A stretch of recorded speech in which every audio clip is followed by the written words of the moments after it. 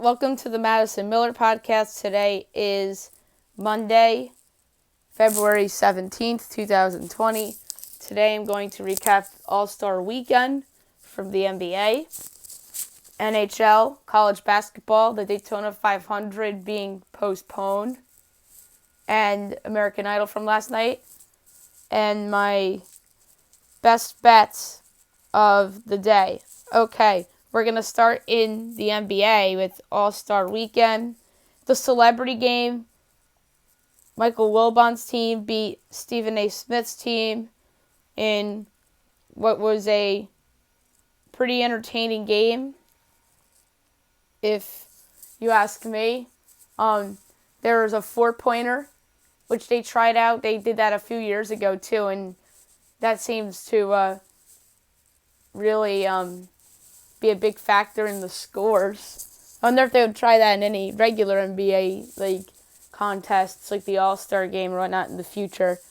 But I thought that was pretty neat. And by the way, congratulations to Michael Wilbon and Mike Breen, who got some awards by the Basketball Hall of Fame.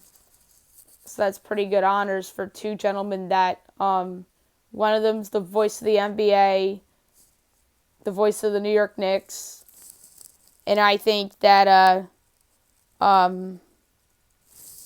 he's the best announcer in the sport. And then, by the way, the award was the Kirk Gowdy Media Award winners. And then Wilbon obviously co-hosts part of The Interruption with Tony Kornheiser from Chicago. He's on the NBA Countdown show.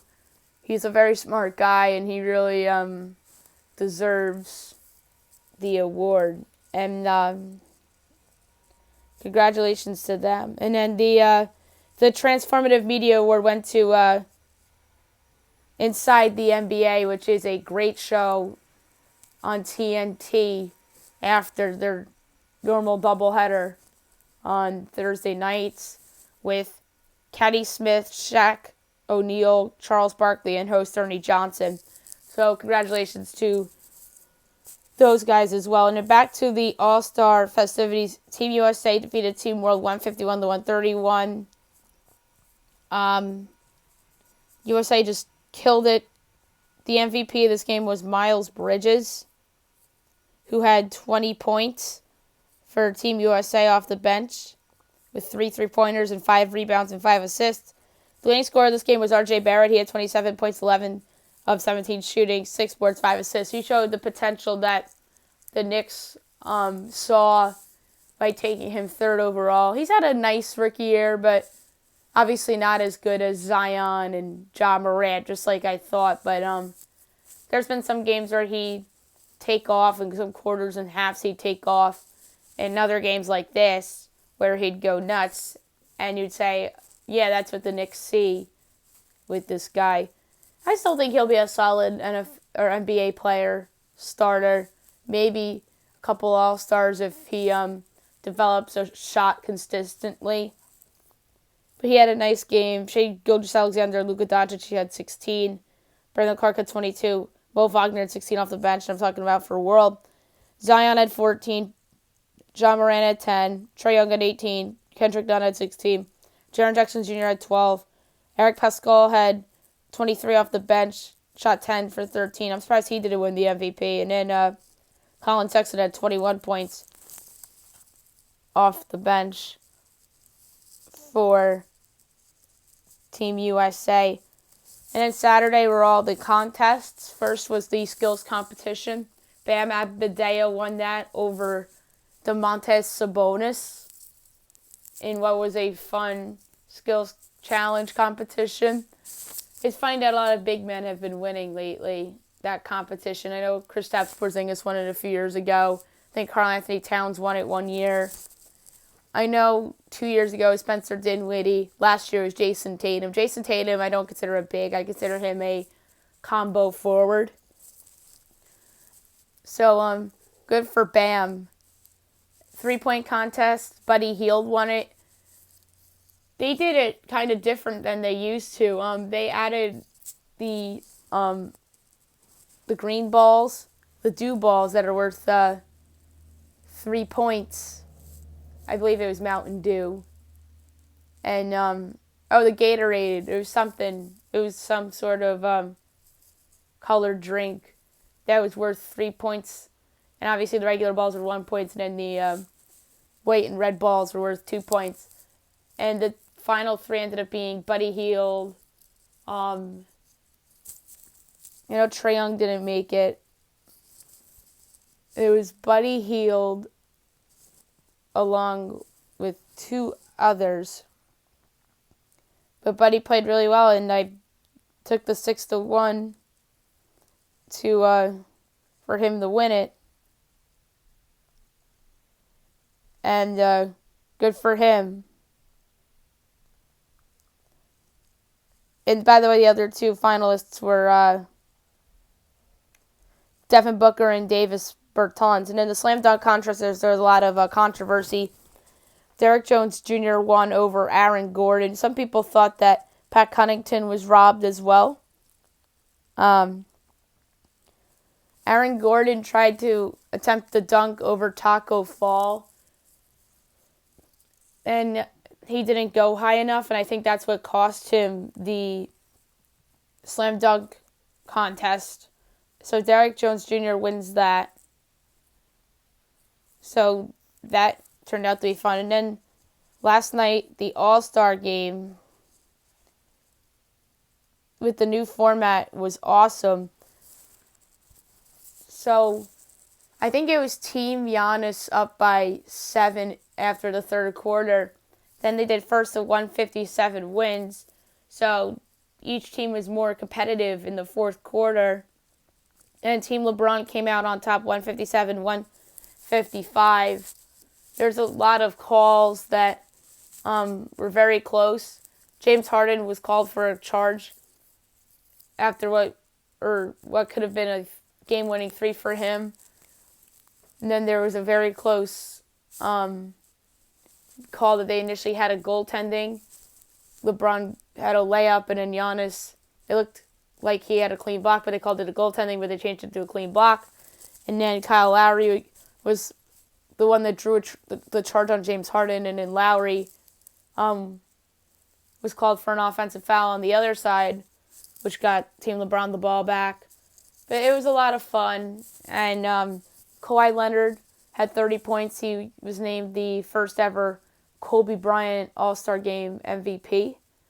That was pretty neat, and he said in the interview that meant a lot to him, and rightfully so. And then Giannis had 25, the lead team Giannis. LeBron had 23. Anthony Davis had 20. James Harden had 11. Ben Simmons had 17 off the bench. Chris Paul had 23 off the bench. Chris Paul played a really good game. 7 3-pointers. He was making the case for MVP there, but Kawhi was hot in the first half and played really well. Played some defense, so good for Kawhi. And then the other side, I mentioned Giannis. Kemba Walker had a good game. He had 23. Joel Embiid had 22 with 10 boards. Pascal Siakam had 15. Trae Young had 10. Off the bench, Rudy Gobert had 21 and 11. And Kyle Lowry had 13. So, fun All-Star weekend. And by the way, the celebrities in the celebrity game. And Wilbon beat Stephen A. 62-47. So, Wilbon, Chicago boy, gets the win in his hometown. His team had Chief Joe Andres, Joe Basti, Kane Brown, Bad Bunny, Hannibal Buress, Common, Chelsea Gray from the WNBA, Jadena, Famous Los, Alex Moffat, and Quentin Richardson. Stephen A's team was Ronnie 2K, Spice Adams, Taylor Bennett, LaRoyce Hawkins, Lil Howery, Mark Lazary, Darius Miles, Caitlin O'Shea, Quavo, Chance the Rapper, and Aja Wilson. And his assistant was Guy Fieri. And then Jesse Williams was Wilbon's assistant. So, like I said, a really good All-Star weekend filled with festivities and a little bit of controversy as well, especially in the dunk contest. Now we'll do NHL, which, fun weekend of games. We'll start with Friday night. Rangers over the Blue Jackets 3-1. Pens over the Canadiens 4-1. Sharks over the Jets 3-2. And Hurricanes over the Devils 5-2. Saturday, Bruins over the Red Wings 4-1. Preds over the Blues 4-3. Lightning over the Flyers 5-3. Oilers over the Panthers 4-1. Sharks over the Wild 2-0. Stars over the Habs 4-3 in overtime. Maple Leafs over the Senators 4-2. Kings over the Avalanche 3-1 in the Stadium Series game in Colorado Springs. Blackhawks over the Flames 8-4. Coyotes over the Capitals 3-1. And Golden Knights over the Islanders 1-0. Sunday, Penguins over the Red Wings 5-1. Bruins over the Rangers 3-1. Oilers over the Hurricanes 4-3 in overtime on a goal by Josh Ostergaard. Sens over the Stars 4-3 in overtime on a goal by Artem Anisimov. Devils over the Blue Jackets 4-3 in a shootout. Predators over the Blues 2-1. Sabres over the Maple Leafs 5-2. And the Jets over the Blackhawks 3-2. Today's slate, 4 o'clock. We have the Ducks at the Flames, the Islanders at the Coyotes, the Panthers at the Sharks, 6 o'clock NBCSN, Capitals at the Golden Knights. Vegas, a home favorite. I absolutely love the Capitals here. They're one of the best teams in the league. They don't lead the league in points, that's the Bruins, but they're the best team in the Metro Division. They're playing great right now. So give me the Capitals on the road in Las Vegas, in what should be a fun Stanley Cup final rematch from a few years ago. And at 9 o'clock, the Lightning at the Avalanche. Now we'll do college basketball. We'll go over all the games from the weekend, starting from Friday night. Buffalo over Toledo 83-67. Davidson over St. Bonaventure 93-64. Northern Kentucky over IUPUI 84-70. Akron over Central Michigan 80-67. Monmouth over Canisius 85-71. Fairfield over Marist 57-53 in overtime. Iona over Manhattan 80-57. St. Peter's over Quinnipiac 84-72. Brown over Penn 75-63. Dartmouth over Columbia 65-63. Harvard over Cornell 85-63. Yale over Princeton 88-64. South Dakota State over Denver 90-78. North Dakota State over Purdue Fort Wayne 80-70. Wright State over UIC 75-58. And Siena over Riders 73-64. Saturday, busy day. Number 3, Kansas over Oklahoma 87-70. Number 8, Florida State over Syracuse 80-77. Number 3, Penn State over Northwestern 77-61. Ohio State over Purdue 68-52. Tulsa over South Florida 56-48. Rhode Island over St. Joe's 73-55. Northeastern over Charleston 65-51.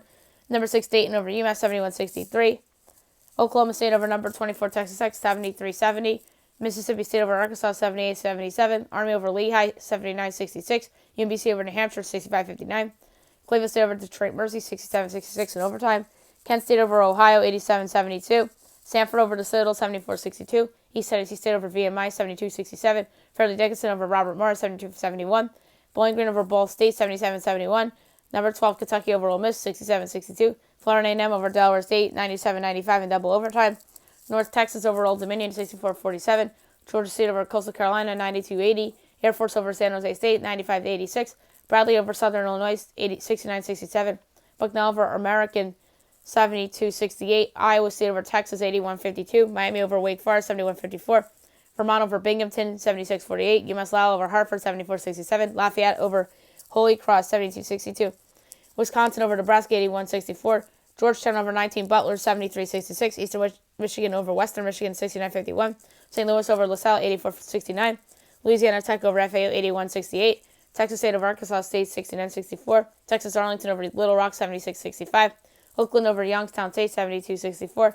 Rice over Charlotte 70-54. Southern Miss over FIU 75-67. Western Kentucky over UTSA 77-73 in overtime. UAB over Middle Tennessee 79-66. Lamar over Houston Baptist 79-69. Miami of Ohio over Northern Illinois 65-60. A&M over Georgia 74-69. Central Connecticut State over Bryant 75-70. Number 1 Baylor over number 14 West Virginia 70-59. Clemson over number 5 Louisville 77-62. Number 7 Duke over Notre Dame 94-60. Alabama over number 25 LSU 88-82. St. Francis, Pennsylvania over Mount St. Mary, 70-55. Marshall over UTEP, 71-61. Maryland East over Bethune-Cookman, 66-58. App State over Georgia Southern, 62-57. South Alabama over UL Monroe, 50-49. Hope Shore over UNC Wilmington, 78-64. Merrimack over Wagner, 68-59. SC State over Coppin State, 70-66. Stetson over Kennesaw State, 59-42. Richmond over VCU, 77-59. BU over Navy, 77-54. Northwestern State over McNeese, 84-79. Colorado State over Wyoming, 77-70. Alon over Drexel, 75-70. William & Mary over Delaware, 81-77. Winthrop over Presbyterian, 89-88. Rutgers over Nova 22, Illinois, 72-57. Radford over Campbell, 73-60. UNC Asheville over Charleston Southern, 79-75. Austin P over Eastern Kentucky, 93-85. Nichols over Southeast Louisiana, 81-71. Abilene Christian over A&M Corpus Christi, 78-64. George Washington over George Mason, 73-67. UNC Greensboro over Mercer, 67-55. Furman over Chattanooga, 58-53. Sam Houston State over Central Arkansas, 82-67. Sacred Heart over Long Island, 80-72. Loyola Marymount over Santa Clara, 65-59. Southeast Missouri State over SIU Edwardsville, 75-71. Murray State over Morehead State, 85-57. TCU over Kansas State, 68-57. Lipscomb over Florida Gulf Coast, 64-54. North Florida over North Alabama, 80-67. Tennessee Martin over East Illinois, 80-79 in overtime. Number 9 Maryland over Michigan State, 67-60. Missouri over number 11 Auburn, 85-73. SMU over number 20 Houston, 73-72 in overtime. UNLV over New Mexico, 78-73. Princeton over Brown, 73-54. Penn over Yale, 69-61. South Carolina over Tennessee, 63-61. Virginia Tech over Pitt, 67-57. Northern Arizona over Southern Utah, 82-69. New Mexico State over Utah Valley, 84-82. Belmont over Jacksonville State, 101-84. Longwood over Hampton, 76-68.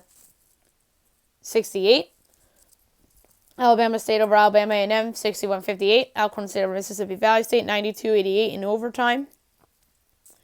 Prairie View over Grambling, 75-69. Southern over Arkansas Pine Bluff, 73-49. Norfolk State over Morgan State, 62-57. Harvard over Columbia, 77-73 in double overtime. Louisiana over Troy, 81-77. Liberty over NJIT, 62-49. Western Carolina over Wofford, 80-74. Incarnate Word over New Orleans, 67-66. Dartmouth over Cornell, 75-53. High Point over South Carolina Upstate, 62-54. Long Beach State over UC Riverside, 65-63 in overtime. Valpo over Illinois State, 65-62. Green Bay over Milwaukee, 94-90. Number 23 Creighton over DePaul, 93-64. Providence over number 10 Seton Hall, 74-71.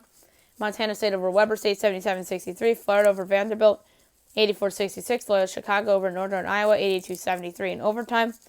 UC Davis over Cal State Northridge, 110-98. Towson over James Madison, 63-48. USC over Washington State, 70-51. Oral Roberts over South Dakota, 94-80. St. Mary's over Pacific, 71-63. Grand Canyon over Chicago State, 71-47. Texas Rio Grande over Seattle, 79-72. North Dakota over Western Illinois, 86-83 in overtime. Virginia over North Carolina, 64-62. Texas Southern over Jackson State, 77-74. Tennessee State over Tennessee Tech, 70-55. Cal State Fullerton over Cal Poly, 105-104 in quadruple overtime. Montana over Idaho State, 78-63. Number 2 Gonzaga over Pepperdine, 89-77. Number 15 Colorado over Oregon State, 69-47. UCLA over Washington, 67-57.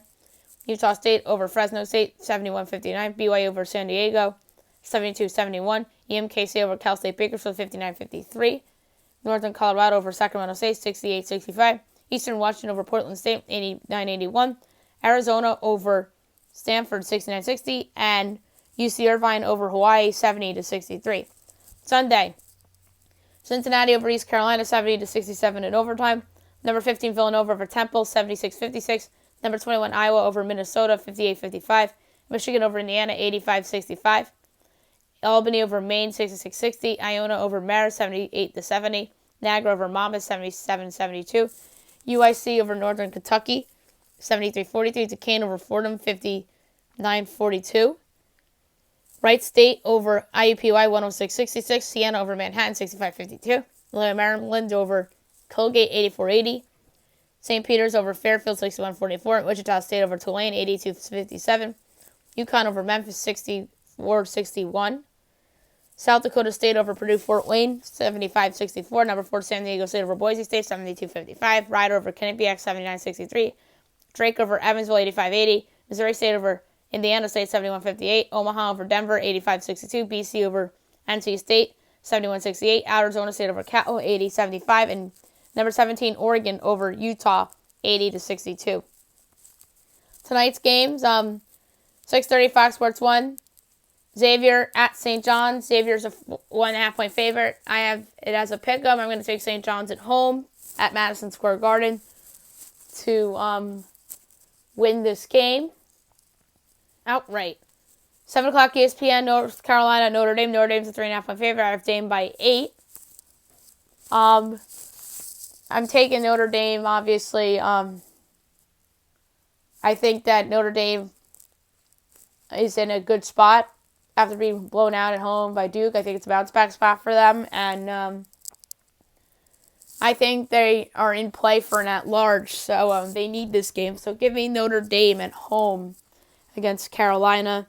ESPNU, NC Central, and NCAA. NCAA is a 2-point favorite. I have NCAA by 1.5. So give me NC Central plus the 2. CBS Sports Network, Bucknell at Holy Cross. Bucknell as a 5-point favorite. ESPN has it by 7. So I'm going to take the points with Holy Cross, but I don't feel good about it. Florida A&M at Maryland Eastern, 7:30. Morgan State at South Carolina State. Bethune-Cookman at Delaware State. 8 o'clock Coppin State at Norfolk State. 8:30 Alcorn hosts Arkansas Pine Bluff. 8:30 Grambling at Texas Southern. Mississippi Valley State at Southern.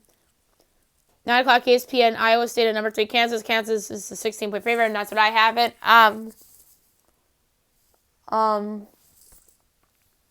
It has the line right where it is, my projections. So at gunpoint, I take Kansas because Iowa State's missing their best player, and Kansas is home. ESPNU, Jackson State at Prairie View. Prairie View is an 8-point favorite, and that's what I have it as too. So again, at gunpoint, I'm taking Prairie View. And at 10:05, Idaho at Portland State. The NASCAR race, the Daytona 500, was postponed to today at 4 o'clock on Fox. Should be a good race. The best value I saw on the board, and I'm going to stick with it, is Austin Dillon at 33-1. He's a good driver. He won this race 2 years ago. He's starting within the top 15 in the race. And I think that he was going to race a good race and come out on top. So give me Austin Dillon in what should be a really good race. And by the way, they did go 20 laps in. So I wonder if they're going to just start all over again or just take it from 20 laps. And Ricky Stenhouse Jr. led the whole way. So that's good for the Daytona 500 pole sitter. Now I want to talk about something that Woj reported last night, that John Beilein, the coach of the Cleveland Cavaliers, is considering stepping down. The Cavs are a disaster. They're 14-40. They're arguably the worst team in the Eastern Conference. They have the worst record in the Eastern Conference. This has just been a dysfunctional season all season long. Kevin Love was complaining. John Beilein called the team out earlier in the year. And then he apologized. And then they continued to play poorly. And I wonder if this is his way to get out before he's fired. And they just knew it was already a disaster and he doesn't like it. So that's pretty big news in the NBA. And J.B. Bickerstaff's expected to take over. Bickerstaff did a nice job with the Rockets after Kevin McHale was fired a few years ago. Got them in the 8th seed, but they ultimately lost to Golden State in the playoffs. And then he was Memphis's intern coach after the firing of David Fizdale a few years ago, and he did a nice job as well, even though they were a lottery team. And so I think that getting an NBA guy in there is going to do better for the Cavaliers after John Beilein realized that he is better suited for college. So I wonder if there's going to be some sort of bidding war for him this year. Maybe Roy Williams retires and Carolina gets Beilein. Or trying to think of, could Boeheim retire and they got Beilein? Would Bill Self move because of the pending punishments for Kansas, and Beilein can end up there? I'm trying to think of other jobs I think could be. I think Andy Enfield's saving his job this year at USC. Pat Chambers is saving his job with Penn State. I'm trying to think. Chris Collins might get fired at Northwestern.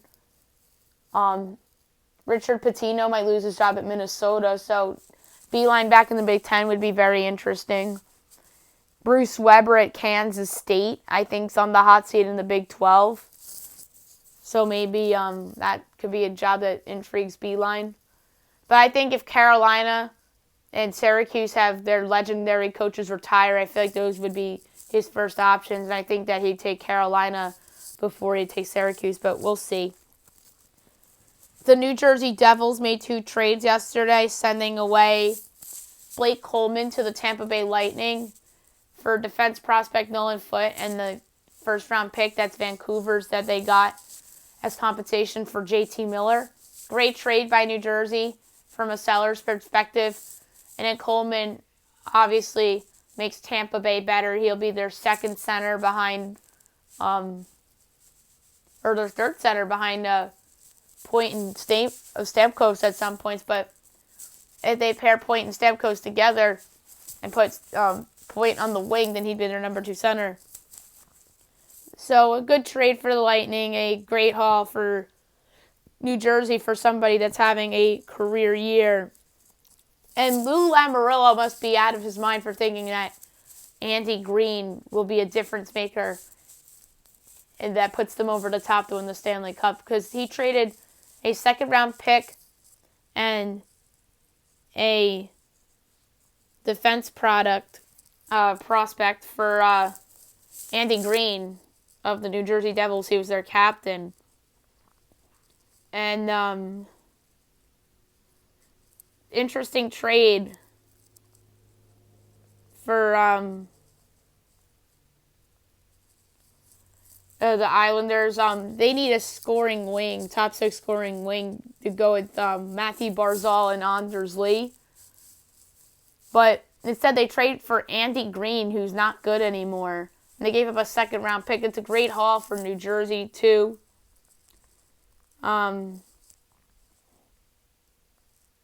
So the defense prospect they got back was David Quenneville, who is the brother of John Quenneville, the other defense prospect. So 2 very good trades made by the New Jersey Devils front office. And don't forget they had fired Ray Shero. That's something that we forgot to talk about with Derek the other day. But 2 great trades by New Jersey from a seller standpoint. And I hate that deal for the Islanders. I think they have enough depth on defense, but they made that deal because one of their defensemen's injured. And Green's going to be used as a third-line pairing. And that just shows that the prices for these guys on the trade market are high. So I wonder if teams like New York, Rangers, and some of these other sort of teams like on the bubble are going to trade pieces away after seeing what New Jersey got back for 2 guys that are less than what they got in return.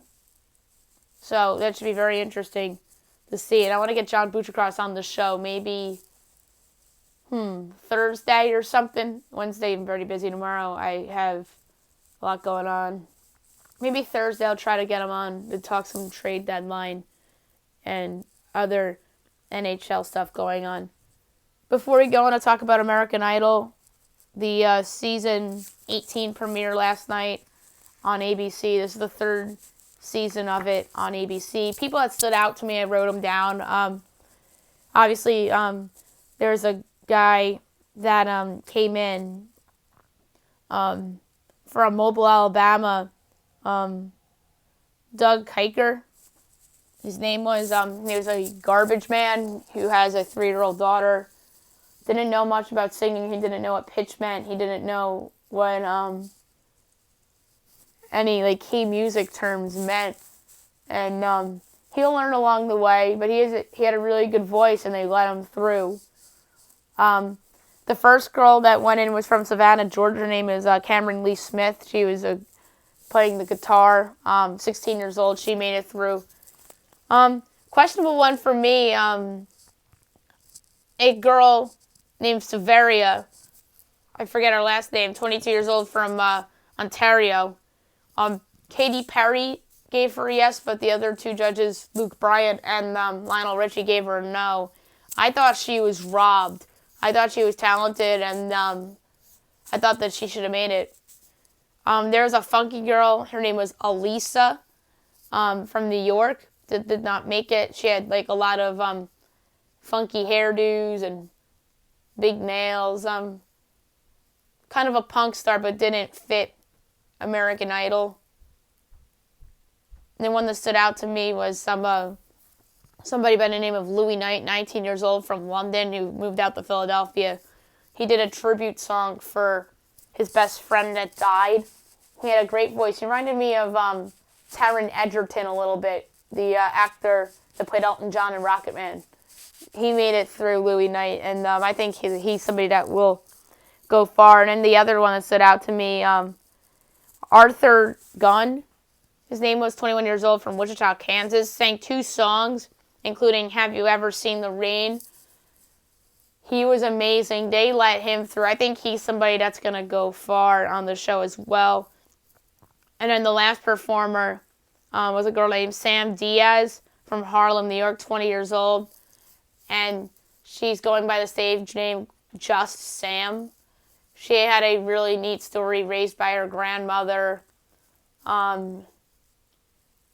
Someone that's lived a tough life, but she has this very strong voice, a very strong person, and she made it through as well. So I'm interested to see how far she goes. And then the other one I wanted to discuss was a girl named Megan Fitton, 23 years old from Brooklyn.